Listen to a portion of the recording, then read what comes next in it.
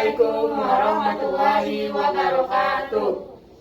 Kami dari kelompok 5 ingin memaparkan atau membuat video mengenai pemeriksaan fisik genitalia dan anus pada anak atau bayi. Nama saya Siti Fatimah Zahra dari kelas A1 kelompok 5. Saya Ari Maulana Ramatila dari kelas A1 dari kelompok 5. Perkenalkan, nama saya Diana Fauzia, saya dari kelas A1 kelompok 5.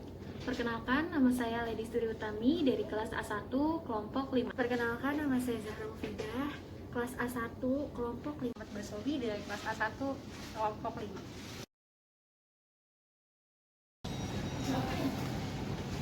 Selamat siang, Bu. Selamat siang, Bu. Ada bisa dibantu? Saya ingin melakukan pemeriksaan fisik pada anak saya, Yesus. Oh, ya, saya tunjukkan ruangannya, Bu, ya. Ya, terima kasih.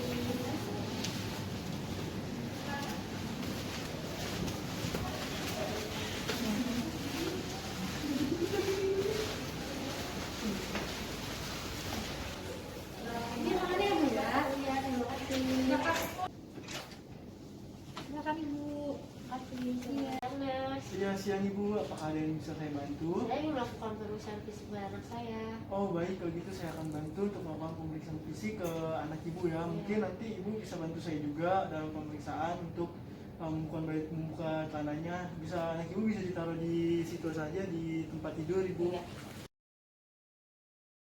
Pertama, kami akan mempraktekkan mengenai pemeriksaan fisik genital pada anak laki-laki. Tujuannya untuk menyimpulkan dugaan dugaan organ atau sistem yang terganggu dan untuk mendapatkan informasi yang valid tentang kesehatan pasien. Pertama, menggunakan handscoon terlebih dahulu.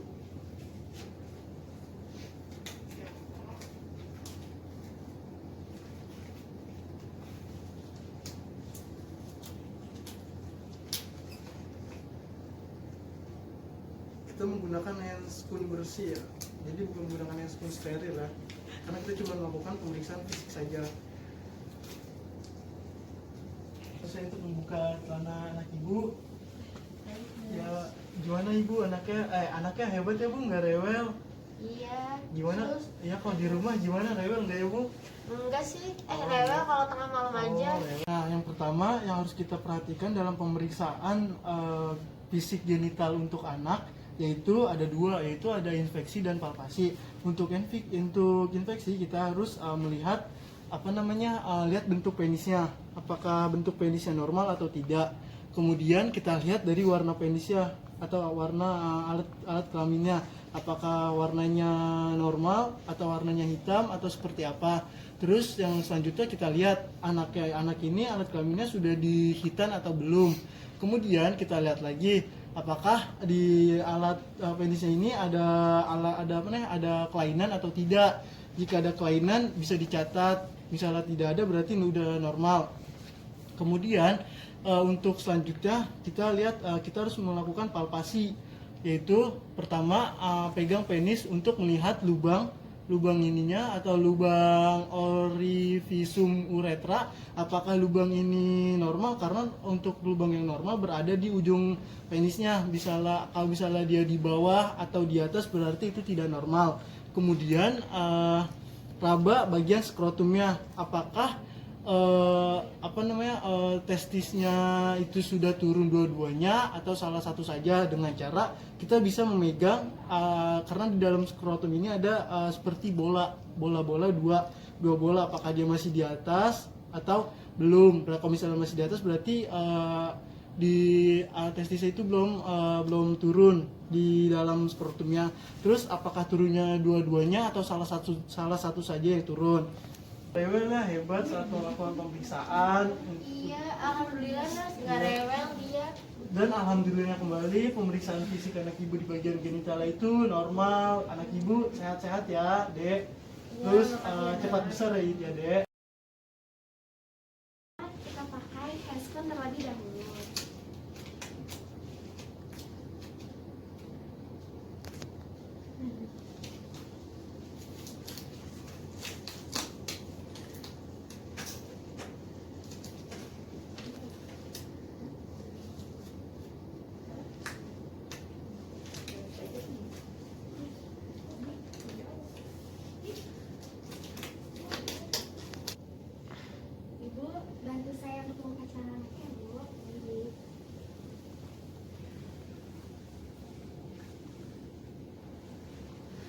pemeriksaan genitalia perempuan, kita inspeksi bentuk dan juga warnanya.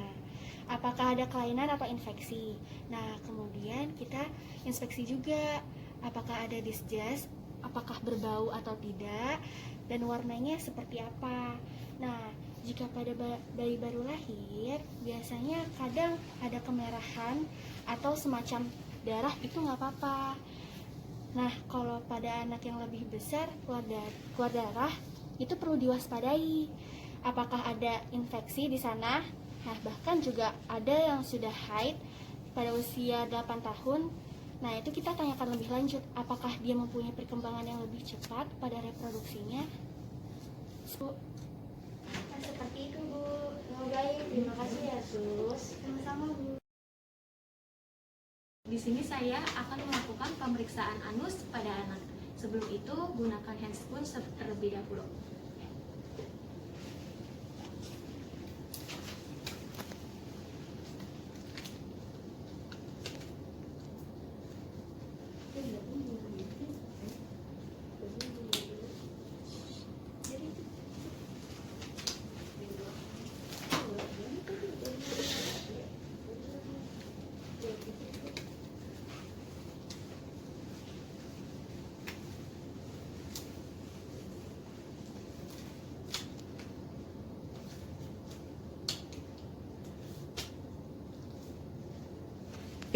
Mohon maaf Ibu, sebelumnya apakah boleh membantu saya dengan membuka celana anaknya? Baik. Baik Ibu, sebelum itu anaknya posisikan terlebih dahulu kepada saya. Dan juga saya meminta bantuannya untuk membantu memegang kaki anaknya. Baik. Posisikan anak menjadi litotomi. Baik, di sini saya akan melakukan pemeriksaan secara inspeksi terlebih dahulu. Pada bagian anus kita lihat apakah perenialnya dan peneriumnya tidak adanya peradangan dan lesi. Oke. Secara inspeksi kita lanjut dengan pemeriksaan secara palpasi.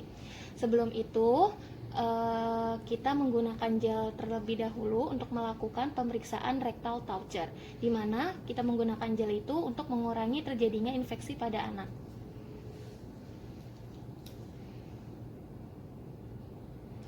Gunakan gel pada bagian kelingking saja.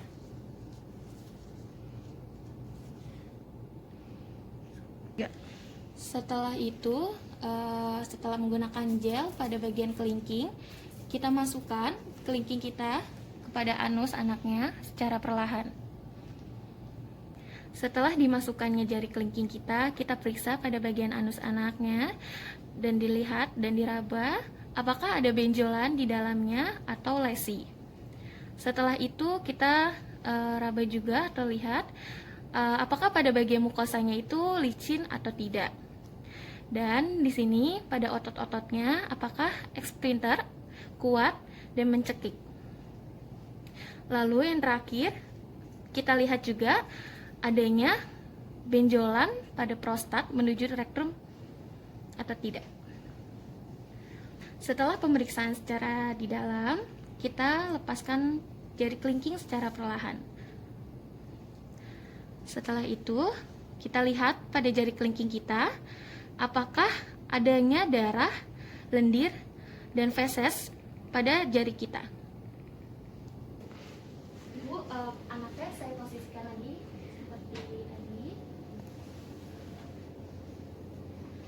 Dan apakah bisa dipakaikan terlebih dahulu?